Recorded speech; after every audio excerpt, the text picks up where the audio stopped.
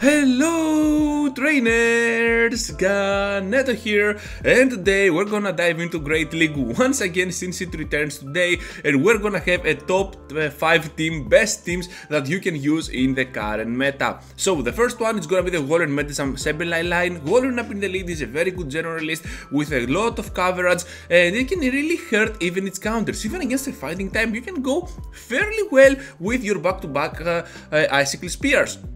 This Pokemon is pretty spammy and also has access to a nuke for those steel types, the Earthquake, which can deal massive damage. But remember, you should always go for double Icicle Spear instead of a whole Earthquake because it is more energy and damage efficient. Medicham is gonna be kinda the closer safe swap, I don't know, whatever you want. It's not a generalist for sure because it gets destroyed by ghosts and fairies, but it applies a lot of pressure to the opponent, especially with that power up punch and the counter combo. It is fairly bulky, and with Psychic or Ice Punch you can hurt any other enemy.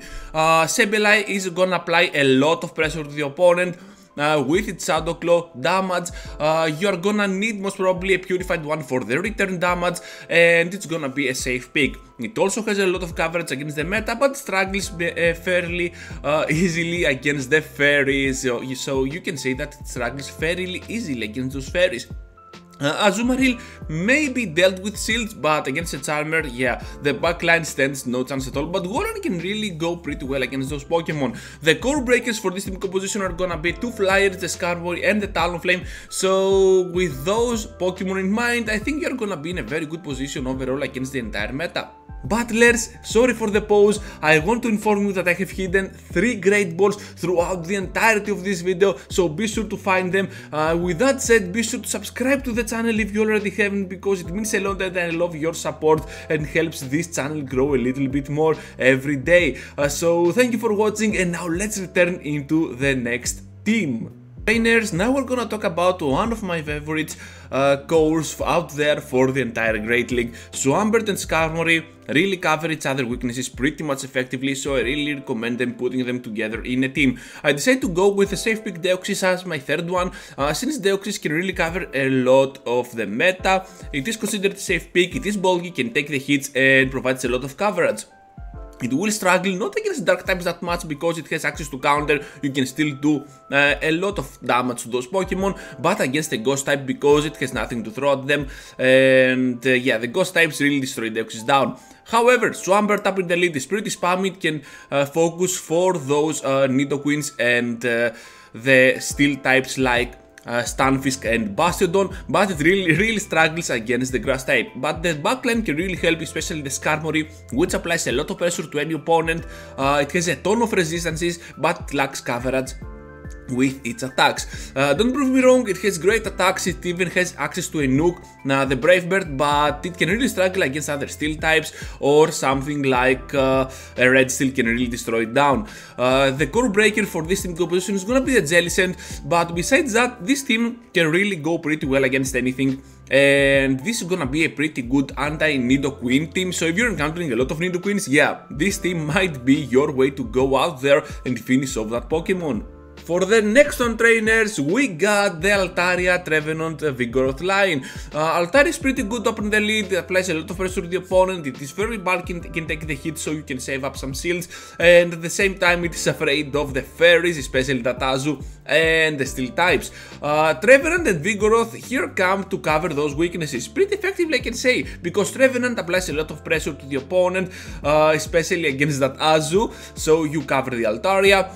Has a lot of DPS on its moveset with Shadow Claw, Seed Bomb and Shadow Ball. Even that nuke Shadow Ball can really help against neutral enemies. Provides a lot of coverage on the meta, especially against those water types with your Seed Bomb. And against a dark type, yeah, you are still gonna have the upper hand on some dark types, especially with Seed Bomb against something like a Scraft, for example. Vigoroth is gonna be the safe pick, safe suite for this team composition. It is a spammy Pokemon with counter and body slams, and also applies a lot of pressure to the opponent as well.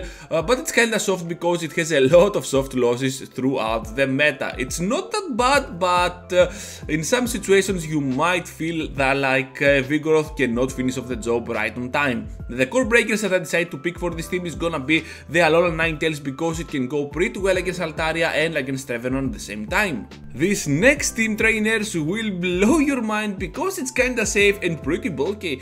So Registeel up in the lead, a pure generalist with pure nukes to destroy down your opponent, and nowadays it works as a debuffer with Zap Cannon. It's kinda soft because sometimes with Lock-on you cannot finish off your opponents right on time and you get farmed down sometimes, but with a debuff you can really turn around a lot of matchups that you would eventually lose.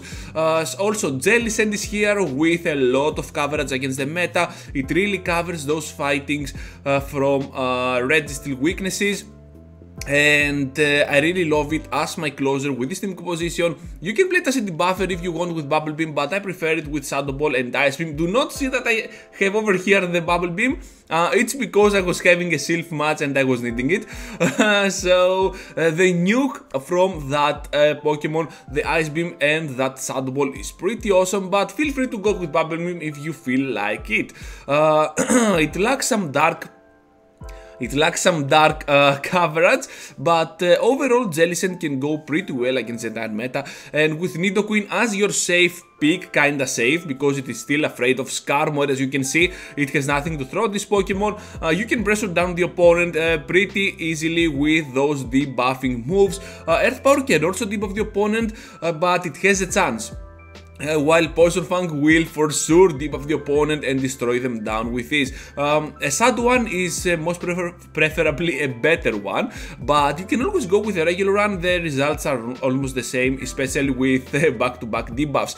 The nuke from that Earth Power will really help you down with other steel types that you might encounter, and you can really go pretty well against other Registeels. So I really like this team composition in total, because it covers each other weaknesses pretty effectively. The core breakers for this team are gonna be the Swampert and the Trevenant, because up in the lead both of those Pokemon can really go pretty well against Registeel, but you can still hurt them with Regi with those Zap Cannons or the Focus Blast, and the backline may struggle a little bit with those Pokemon as well, because Trevenant can struggle the Jellicent and Swampert and Nidoqueen, but still you have some nukes that can really flip all those matchups. Battlers, this next team will have Azu as its leader. Azu has definitely seen better days in Go Battle League, especially in Great League. It is gonna be fairly bulky. It has a wide coverage, we can say, because this Pokemon can take the hits and also answer back with certain moves. It is considered still a safe pick, despite the fact that it has a lot of counters in the current meta, but a lot of people tend to lead with fighters and Altaria, so Azumarill can really fit in well there. It can really go pretty well against Goldrain. It has the nuke that it needs to finish off the Galarian Stunfisk that it might find in its way. So overall Azu, yeah, pretty good up on the lead still in Great League. Mew is gonna be our wildcard with high DPS coverage against the meta because of its wide moveset. You can pick almost anything. It is glassy, you're gonna need 2 shields, and because it has a wide moveset, you can be unpredictable when using Mew. You can still go with Surf, you can still go with Wild Charge, which is the standard moveset, but Flame Charge, Grass Knot, even Focus Blast, Psyshock can help you beat other threats and catch your opponent off guard. Stunfisk Galarian is gonna be kinda the safe switch of this team, because it can still take a shield out of a fighter, and your other 2 Pokemon can really cover that weakness as well.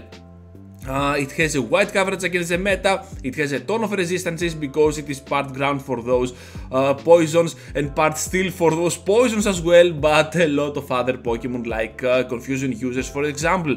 Its weakness is gonna be the Swampert, which is kinda sad, but both Azu and Mew can really handle that weakness pretty much effectively. The core breaker that I decided to pick, yeah, it is gonna be the newest Pokemon in Go Battle League and in Pokemon Go in total, Lurantis from Mantis next evolution form. This Pokemon has an updated moveset. It does a lot of damage to Azu and Mew with X-Scissor and I think Grass Knot, and also can go pretty well against Stunfisk with Superpower if it has it. So this Pokemon pretty effective, so you might want to avoid it for the time being. With that said, trainers, thank you for watching. I hope you had a wonderful time watching the video. I hope you subscribe to the channel if you already haven't, and I hope to see you all into the next one. Take care, everyone. Choo choo choo.